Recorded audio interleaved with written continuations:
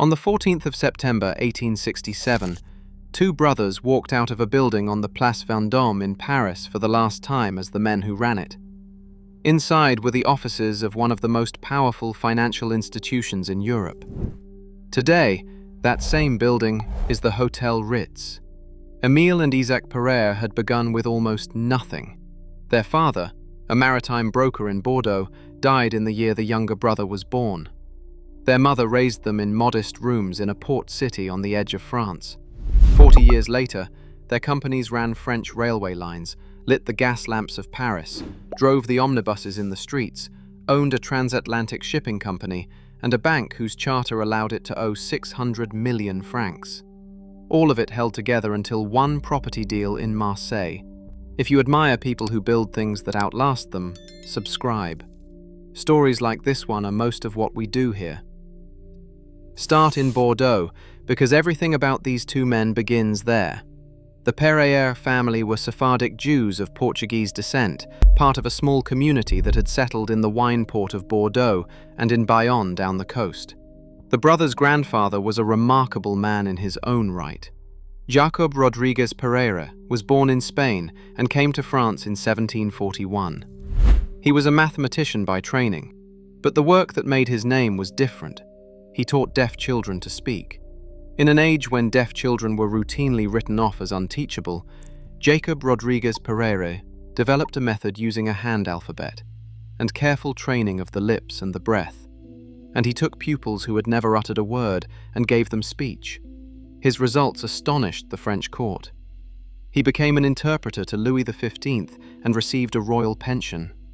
Remember that, because it comes back at the very end of this story.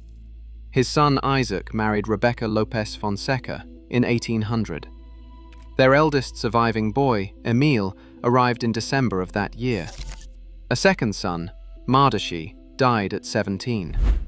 The youngest, Isaac, was born in November of 1806. That same year, their father died. Rebecca was widowed young, with small children and no fortune. What she had instead was a family network. In 1822, when Émile was 22 years old, she sent him to Paris to her brother, a banker named Isaac Rodrigues Henriques, who took the young man into his house and into his bank and taught him the trade from the bottom. Émile started as a courier at the Paris Stock Exchange, carrying paper across the trading floor. His younger brother followed a year later at 17 and found work as a bookkeeper. Two provincial boys in borrowed rooms doing the errands of other men's money. What changed them was an idea. In the Paris of the 1820s, a movement was spreading among young engineers and clerks and writers, built on the teachings of a French aristocrat called Saint-Simon.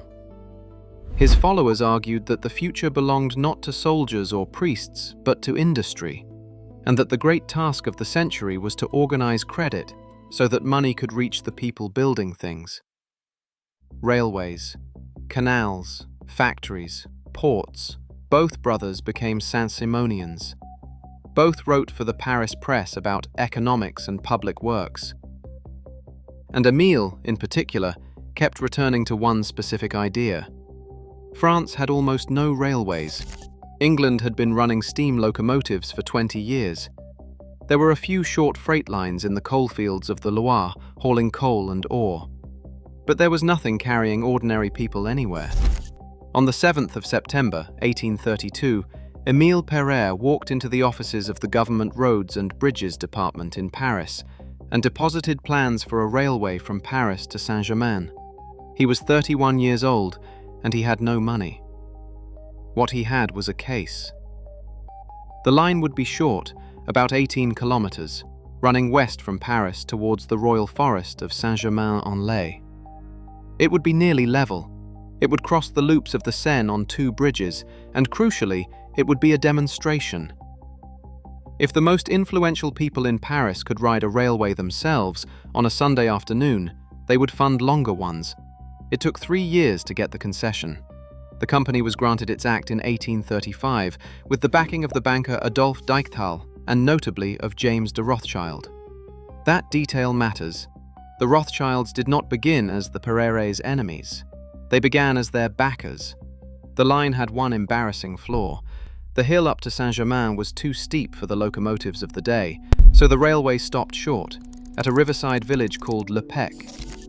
Passengers who actually wanted Saint-Germain crossed the bridge on foot or rode a horse-drawn bus that the company paid for.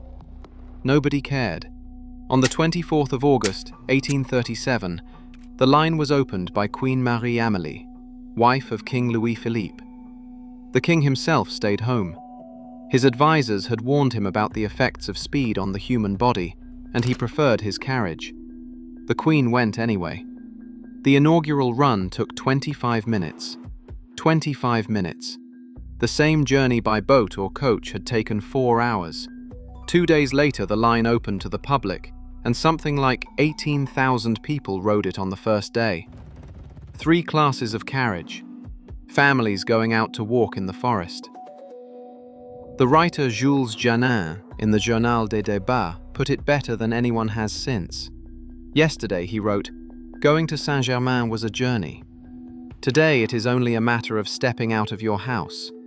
That is what the Pereire brothers had actually sold. Not speed. Ordinary access. Hold on to that sentence because it explains every single thing they built afterwards. Over the next decade, Émile and Isaac moved from promoting one railway to promoting many. In 1845, Émile helped assemble the Northern Railway Company alongside James de Rothschild and a group of other bankers. Isaac worked on the Paris to Lyon line.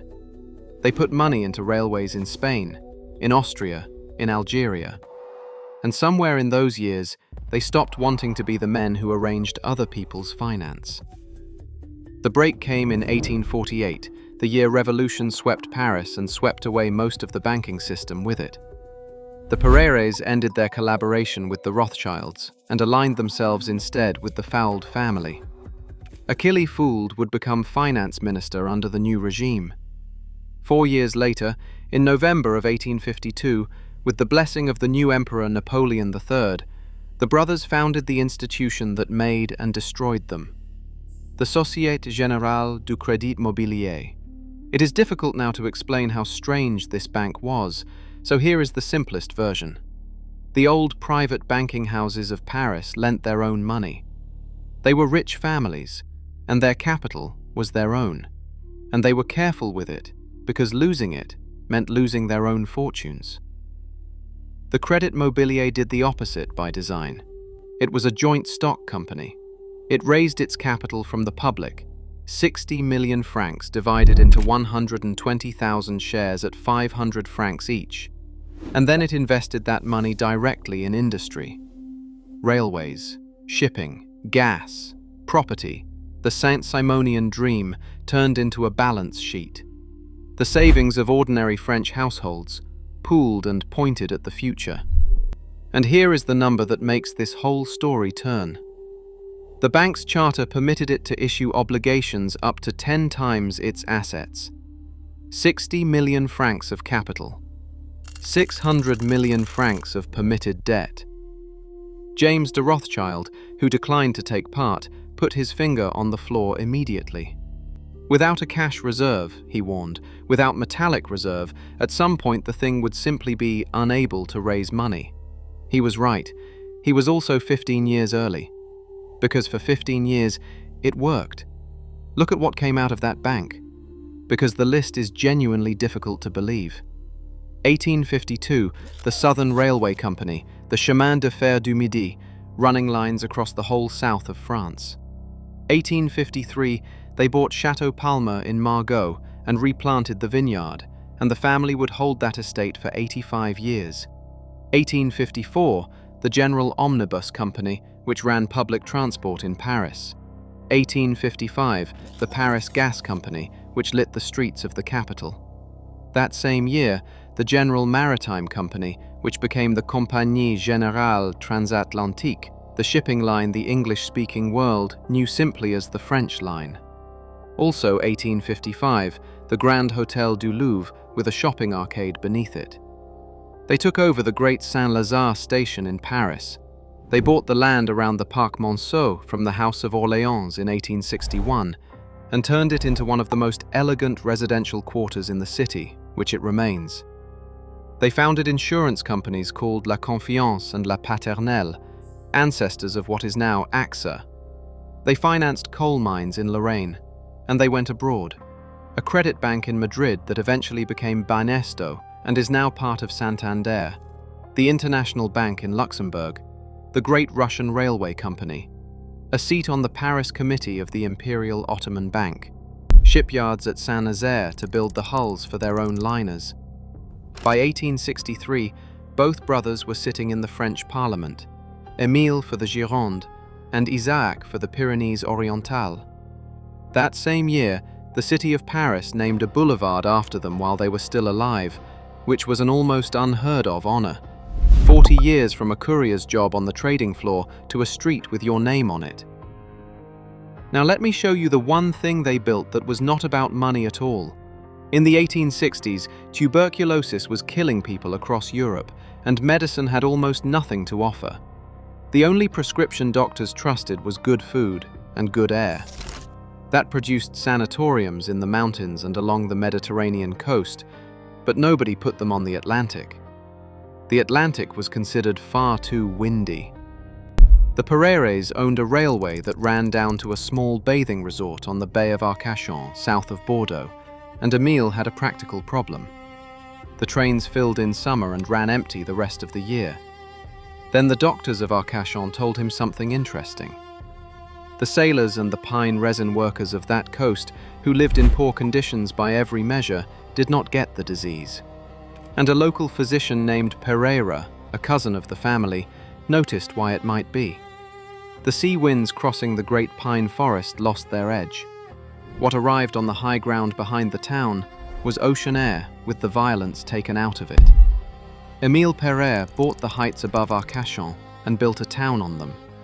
It was called the Ville d'Hiver, the winter town, and it was designed with a single idea running through every decision. The streets and avenues were laid out in curves, deliberately, so that there would never be a draft anywhere in the town. An English-style park was planted.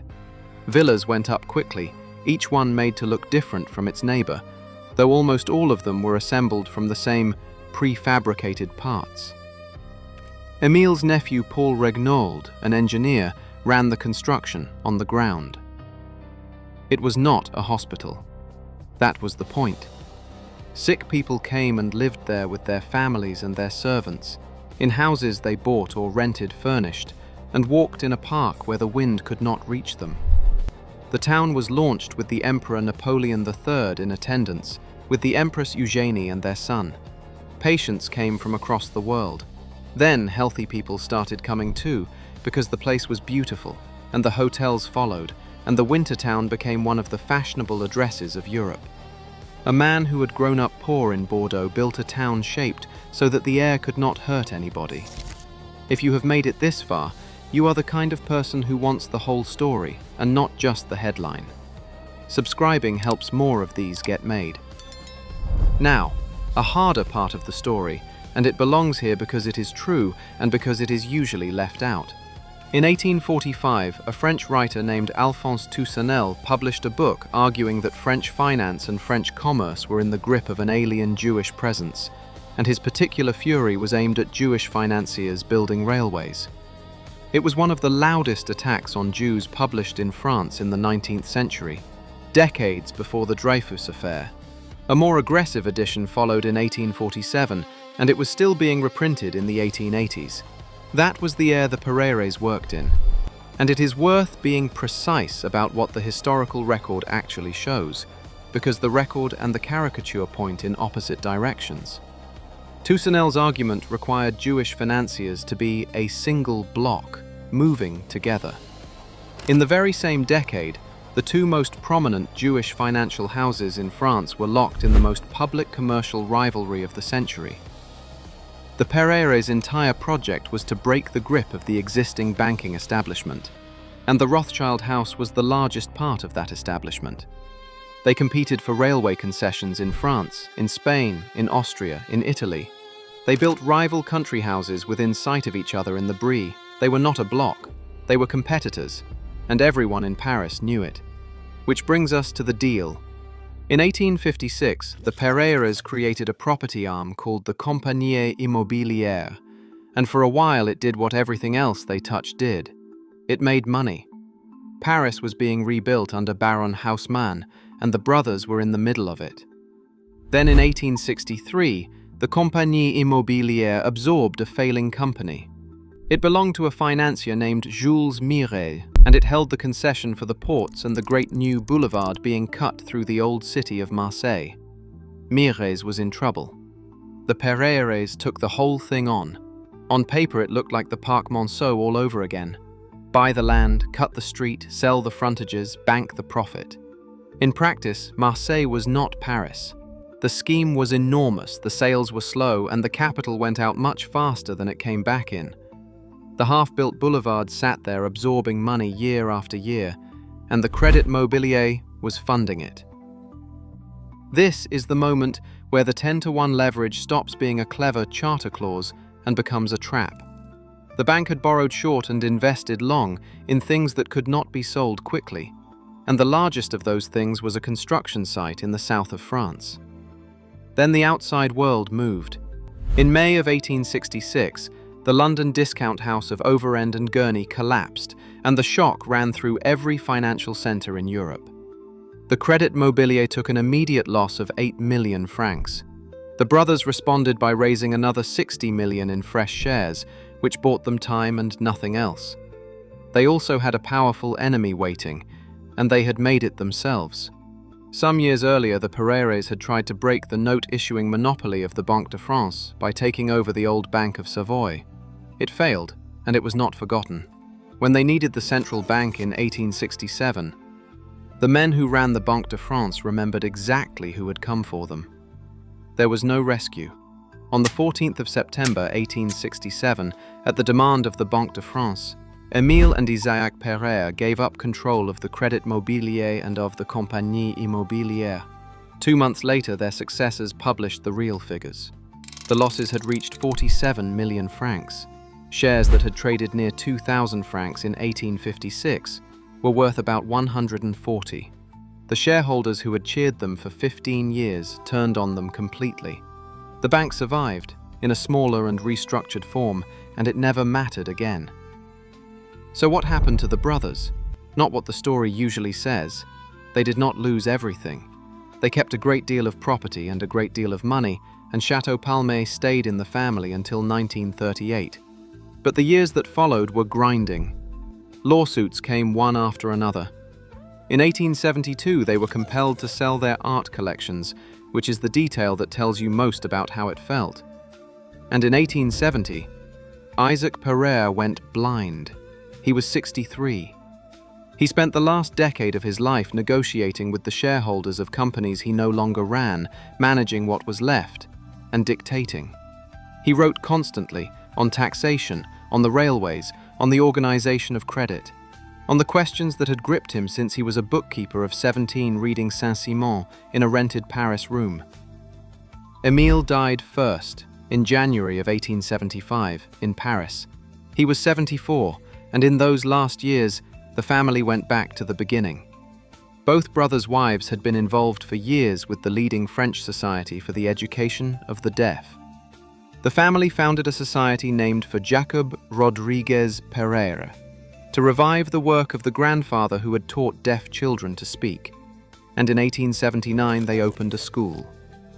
The grandson of the man who gave the voiceless their speech spent his last 10 years unable to see. Isaac died at his country house at Gretz-Armainvilliers on the 12th of July, 1880. He was 73. Both brothers lie in Montmartre Cemetery in Paris. His son Eugène took what remained and rebuilt. Eugène ran the transatlantic shipping line and founded the Transatlantic Bank in 1881. And 2 generations later, in one of those turns history seems to arrange on purpose, Isaac's great-granddaughter Noémie married Maurice de Rothschild. The rivalry of the century ended at a wedding. Now walk through Paris and count what is left. 15 Place Vendôme, the headquarters they lost in 1867, was turned into a hotel in 1898 by a Swiss hotelier named César Ritz, and it carries his name today. Their family mansion on the Rue du Faubourg Saint-Honore was bought by the British government in 1947 and is the British Embassy. Their grand hotel of 1862 is the Intercontinental Paris Le Grand, and the café on its ground floor is the Café de la Paix. The Saint-Lazare station still runs. The Parc Monceau quarter is still one of the finest addresses in Europe. There is a Boulevard Pereire, a Pereire metro station, a Pereire-Levallois station on the suburban network. There is a Pereire beach at Arcachon, and the winter town still stands on the hill with its curving streets. And the western half of that first little line to Lopes, the one that stopped short of the hill, has carried commuters as part of Line A of the Paris regional network since 1972. Roughly 1 million people a day use that line. Almost none of them know whose idea it was. One more. On the 9th of October, 1890, on the lawn of the Pereire estate at Armainvilliers, an engineer named Clément Ader ran a steam-powered machine with bat-shaped wings along the grass, and it lifted about 50 meters at a height of some 20 centimeters. Historians still argue about what to call it. Many consider it the first powered takeoff in history. It happened in the garden of a family that had already been written off as finished. So what do we take from Émile and Isaac Pereire? Not that they were flawless, because they were not. They built a machine that ran on borrowed confidence, and when confidence stopped, the machine stopped. That is the honest lesson, and it is a real one. But there is a second lesson underneath it, and it is the one worth keeping. Almost everything they were praised for has been forgotten, and almost everything they were blamed for has been forgotten too. What survived was the ordinary infrastructure. The trains, the streets, the hotel, the town where sick people could sit outside without the wind touching them. 190 years ago, a writer stood at a railway platform west of Paris and tried to explain what had just changed. Yesterday, he wrote, going to Saint-Germain was a journey. Today, it is only a matter of stepping out of your house. 2 fatherless boys from Bordeaux did that. Then they did it again and again, until they overreached and it broke in their hands. And it is still doing it every single morning. If your own family has a story of arriving with nothing and building something that outlasted them, tell us about it in the comments. Those are the ones we read first.